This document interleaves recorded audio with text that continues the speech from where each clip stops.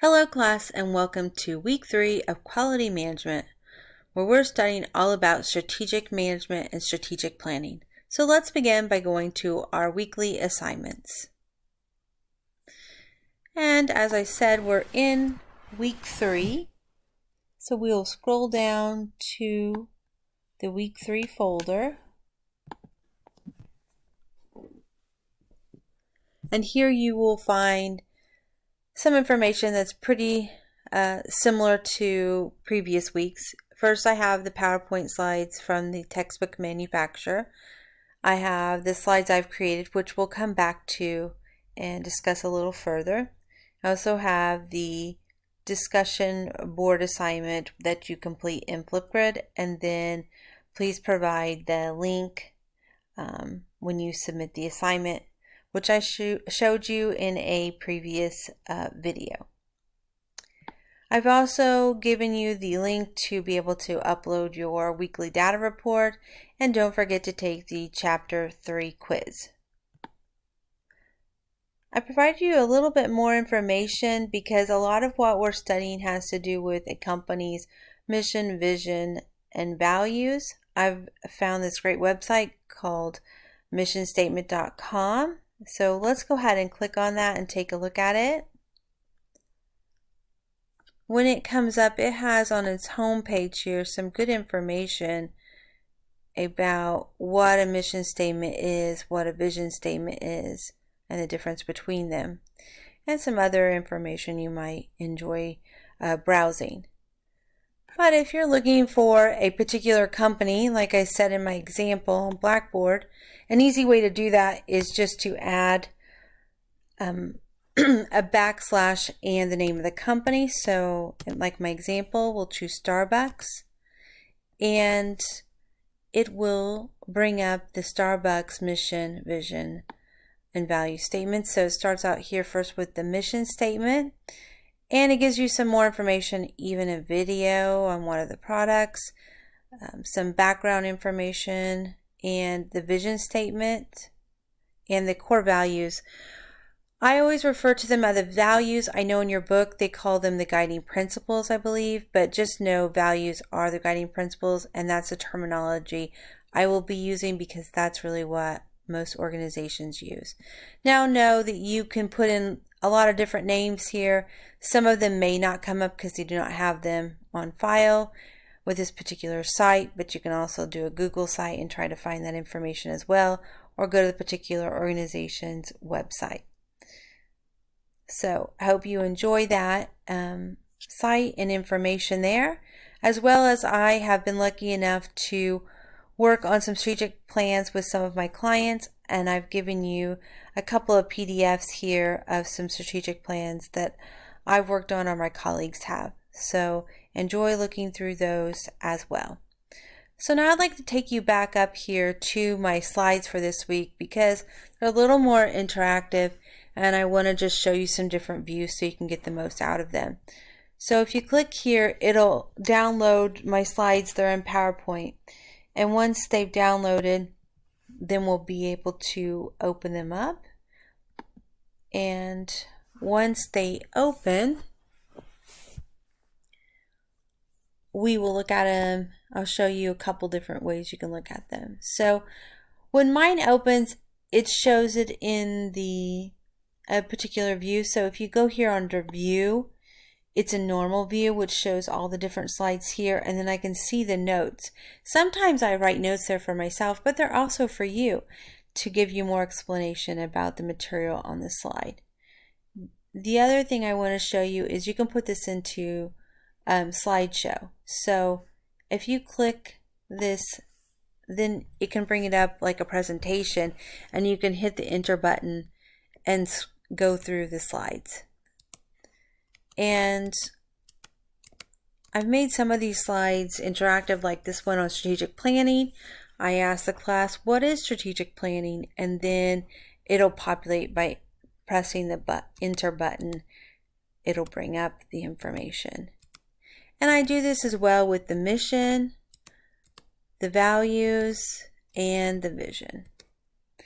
And here I have a nice little sound bite, hopefully that you guys will enjoy and really drive home the message of the difference between mission and vision. And then I have a little game for vision statements as well as mission statements. And here you can read through these and try to guess what they are and then hit the enter button and it'll populate the answers. Okay, so I'm going to press the escape button and take us out back into normal view. And you'll see I have those kind of slides there for the vision statements as well as one for mission. And then as you see, I have some information down here on some of these slides. And then when you get to this slide on values, I have a video link to YouTube. If anyone has issues getting this to play, let me know. It's a short video that I think really drives home the message of the importance of values, even for an organization. And then the book teaches you something called SWOT analysis, which is very important when going through strategic planning, and I too want to teach that, but I like to teach it in accordance with SWOT STEEP, which the book does not. So let me show you this next slide. SWOT STEEP is just looking at your strengths, your weaknesses, your opportunities, and threats under these STEEP categories, okay? So social, technical, economic, environmental, and political. And then I really want to drive it home how you would use this tool. So I've given you a real life example from the National Raisin Commission that I worked with several years ago. So I have several slides. Here's the one on strengths, right? So we're looking at all of our strengths and we're listing them out according to that STEEP acronym. What are the social strengths? Well, they said lines of communication. And then they delve in underneath and give us more detail what they mean. So they think that they have a strength here with lines of communication. They have an open door policy, respect for all, a family culture. And like under economic, they put capital reinvestment and they talk about incentives, good relationships with banking institutions. And you can see they do that for each one of these categories. And then I've provided the slides for each of the different categories in SWOT. So there's the weaknesses, the opportunities, and the threats. So I hope this drives home how useful this tool is and how it's actually used in industry setting.